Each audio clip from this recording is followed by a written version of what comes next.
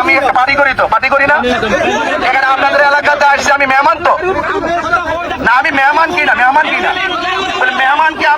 আমি বলছি রাস্তা ক্লিয়ার করেন আমি গাড়ি ঘোড়া চলে যাবো আমি কথা বলবো না আমি গাড়ি ঘোড়া চলে যাবো না গাড়ি ঘোড়া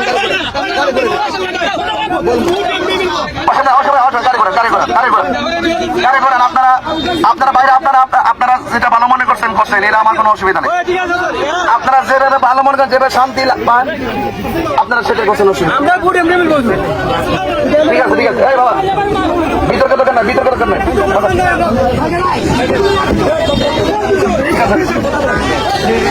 ভাইরা আমার এটাই আমি কামনা করি ঠিক আছে জি কারণ রাজনীতি নির্বাচন আসবে নির্বাচন চলে যাবে দিন শেষে আমরা সবাই মিলেমিশে একটি জানাজার মাঠে থাকতে হবে ঠিক নেই এবং আমরা যারা আছি রাজনীতিতে অসুবিধা কি আপনারা ঘরের মসজিদ উনি তো সম্মানী মানুষ যিনি আপনাদের ইমাম বলতেছেন উনি সম্মানী মানুষ ওনার সম্মান আপনারা ধরে রাখেন উনি ফয়সাল সাহেব অনেক সম্মানী মানুষ আপনারা এরকম ভাবে ওনাকে অসম্মান করেন না আপনারা নির্বাচন করতে আসছেন আমরা রাগারাগি করবো কেন প্রতিহিংসা করবো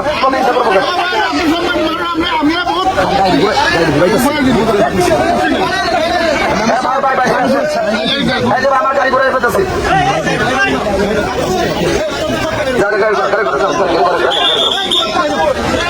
যাও আমাদের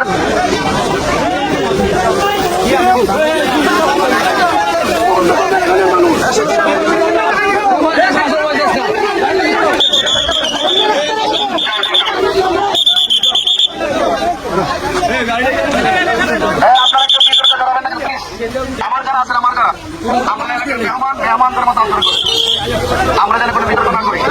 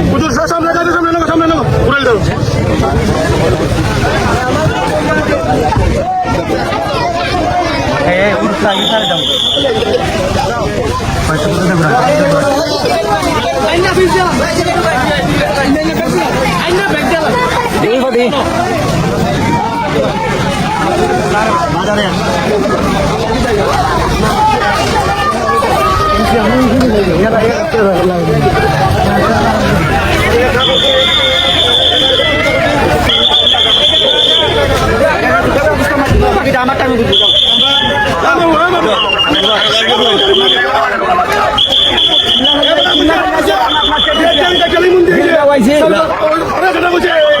দিল কা পাইছে আমার বাড়ি না দিল কা আমার বাড়ি না সৃষ্টি রাজনীতি কি সৃষ্টি জুড়ে কথা হয়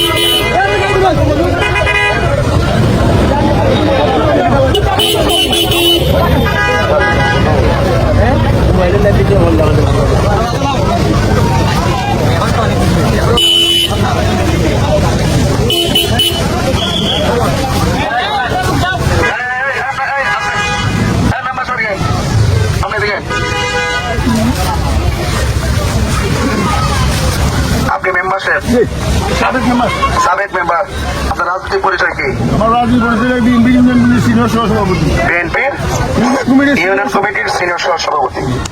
আচ্ছা ঠিক আছে, আপনি সাবেক মেম্বার, আপনি একটা দল করেন, আপনি আপনার দলের কথা অবশ্যই বলবেন, অবশ্যই শৃঙ্খলার কথা বলবেন।